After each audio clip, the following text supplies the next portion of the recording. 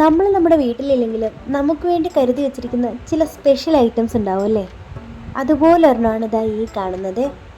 കൃഷി ചെയ്യാൻ താല്പര്യമുള്ള ഒരാളാണ് എൻ്റെ അണ്ണൻ. അങ്ങനെ അണ്ണൻ ടെറസിൻ്റെ മണ്ടയിൽ കൃഷി ചെയ്തുണ്ടാക്കിയ ഒരു ഐറ്റമാണ് ഇതാ ഇത്. ഇതെന്താണെന്ന് നിങ്ങൾക്ക് മനസ്സിലായോ? ഇതെന്തിൻ്റെ പൂവാണെന്ന് കുറേ പേർക്കൊക്കെ മനസ്സിലായിട്ടുണ്ടാവും. പക്ഷേ ഞാനത് ഇത്ര അടുത്ത് കാണുന്നത് നമ്മുടെ വീട്ടിലുണ്ടായപ്പോഴാണേ. ഇതാണ് ആ ഐറ്റം, ഡ്രാഗൺ ഫ്രൂട്ട്.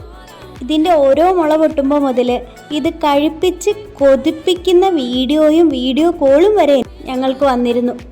ഇനി കൊതി കിട്ടണ്ടെന്ന് വിചാരിച്ചാണോ എന്തോ ഈ ഒരെണ്ണം ഞങ്ങൾക്ക് വേണ്ടി നിർത്തിയിരിക്കുകയായിരുന്നു. അപ്പോൾ അഹാന കൃഷ്ണയുടെ വീട്ടിൽ മാത്രമല്ല നമ്മുടെ വീട്ടിലും ഉണ്ടായിരിക്കുകയാണ് ഈ ഡ്രാഗൺ ഫ്രൂട്ട്. ഇനി ഇതിൻ്റെ മെയിൻ പരിപാടിയിലോട്ട് കടന്നാലോ? അഹാന പറഞ്ഞ പോലെ തന്നെ ഇത് കട്ട് ചെയ്യാൻ എനിക്കും അത്ര പിടിയില്ല. അതുകൊണ്ട് നമ്മുടെ പോരാളിയെ തന്നെ അതങ്ങടെ ഏൽപ്പിച്ചു. ഈ ഡ്രാഗൺ ഫ്രൂട്ട് നമ്മുടെ നാട്ടിൽ പ്രചാരത്തിലായ സമയത്താണ് ഞാൻ ആദ്യമായി ഇത് കഴിക്കുന്നത്. പിന്നെ ഞാൻ കഴിച്ചിട്ടേ ഇല്ല. പിന്നെ വർഷങ്ങൾക്ക് ശേഷം ഇപ്പോഴാണ് കേട്ടോ. ഈ അവസരത്തിൽ പറയാമോന്ന് അറിഞ്ഞൂടാ, എന്നാലും പറയാണ്. ഇതിൽ ധാരാളം ആൻറ്റി ഓക്സിഡൻറ്റുകളും ഒമേഗ 3യും വിറ്റാമിൻ സിയും നാരുകളും ഒക്കെ അടങ്ങിയിരിക്കുന്നതുകൊണ്ട് നമ്മുടെ ഹൃദയത്തിൻ്റെയും കുടലിൻ്റെയും ഒക്കെ ആരോഗ്യത്തിനും ശരീരഭാരം നിയന്ത്രിക്കാനും അതുപോലെ തന്നെ രോഗപ്രതിരോധ ശേഷിക്കും ഒക്കെ അത്യുത്തമമായിട്ടുള്ള ഒരു അടിപൊളിയായിട്ടാണ് ഈ ഡ്രാഗൺ ഫ്രൂട്ട്. പറഞ്ഞു നിൽക്കാൻ സമയമില്ല. അപ്പം നമുക്ക് കാര്യത്തിലേക്ക് കടക്കാം.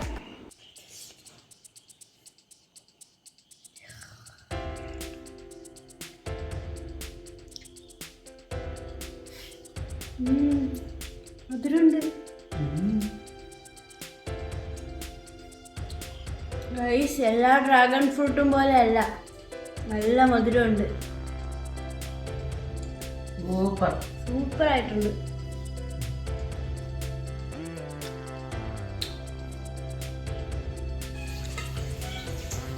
ഇന്നേക്ക് ദുർഗാഷ്ടമി. ഞാൻ ഒന്ന് അതെടുത്ത് കുടിച്ച് ഗൈസ് നമുക്ക് ഇതാണ്ട് ഇങ്ങനെയാണ് ശരിക്കും ഇത് പൊളിച്ചെടുക്കാനുള്ളത്. എന്താ അപ്പോൾ തൊട്ടും പോകത്തില്ല. മാംസം പ്രത്യേകം കിട്ടും നമുക്ക്.